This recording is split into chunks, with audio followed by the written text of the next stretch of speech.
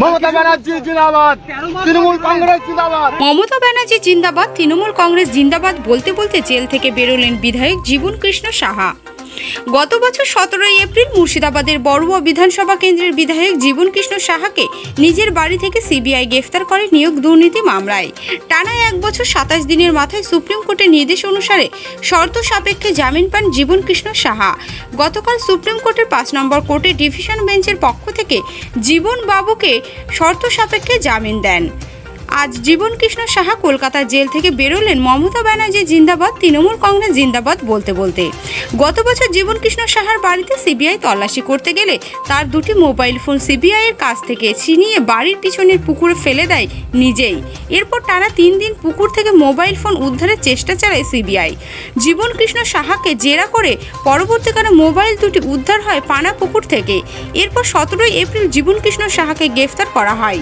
এরপর থেকে জীবন কৃষ্ণ সাহা কলকাতা জেলেই ছিলেন। গতকাল জামিন পেয়ে আজকে জেল থেকে বেরোতেই মুখ্যমন্ত্রী মমতা বন্দ্যোপাধ্যায়কে ধন্যবাদ জানালেন তিনি। বললেন, মমতা বন্দ্যোপাধ্যায় জিন্দাবাদ, তৃণমূল কংগ্রেস জিন্দাবাদ।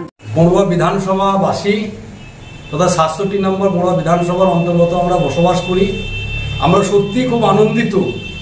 আমাদের তৃণমূল কংগ্রেসের বিধায়ক হিসাবে 2021 সালে নির্বাচিত হয়েছিলেন জীবন কৃষ্ণ সাহা মহাশয়।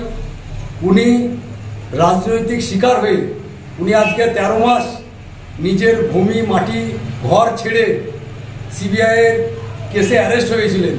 কিন্তু আমরা বড়ুয়া ব্লকের সমস্ত ধর্মের মানুষ, সমস্ত বর্ণের মানুষ যারা তৃণমূল কংগ্রেস করে, যারা মামাটি মানুষের নেতৃত্বে বা তৃণমূল কংগ্রেসের নেতৃত্বে আমরা দল পরিচালনা করতাম, আমরা সত্যি করে আমরা বিরাট আনন্দিত এবং আমাদের সঙ্গে সকল নেতৃত্ব এসছেন খুশিতে যে আমাদের বিধায়ক সাহেব আজকে সুপ্রিম কোর্ট থেকে বেল পেয়েছে।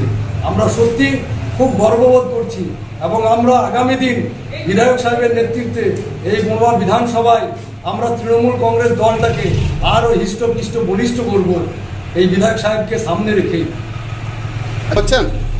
আপনারা সংবাদ মাধ্যম দেখেছেন বিধায়ক সাহেব নির্বাচিত হওয়ার পর যেভাবে ডাকবাংলা হাটে বিজয় সম্মেলনী হয়েছিল 2022 সালে, কিভাবে মানুষের জনজোয়ার, তারপরে বিভিন্ন প্রোগ্রামে আপনারা অঞ্চল ওয়াইজ করেছিল, কিভাবে মানুষ স্বতঃস্ফূর্ত সাড়া।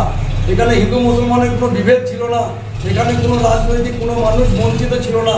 সকল স্তরের মানুষ তৃণমূল কংগ্রেস করতে সুযোগ সুবিধা পেয়েছিলেন এবং যে হারে উনি উন্নয়ন করেছিলেন প্রতিটা প্রান্তে উনি পৌঁছে গিয়েছিলেন। আগামী দিন বেরিয়ে আসবে, দেখতে পাবেন মানুষ কিভাবে বিধায়ক সাহেবকে আশীর্বাদ দেওয়া সমর্থন করে।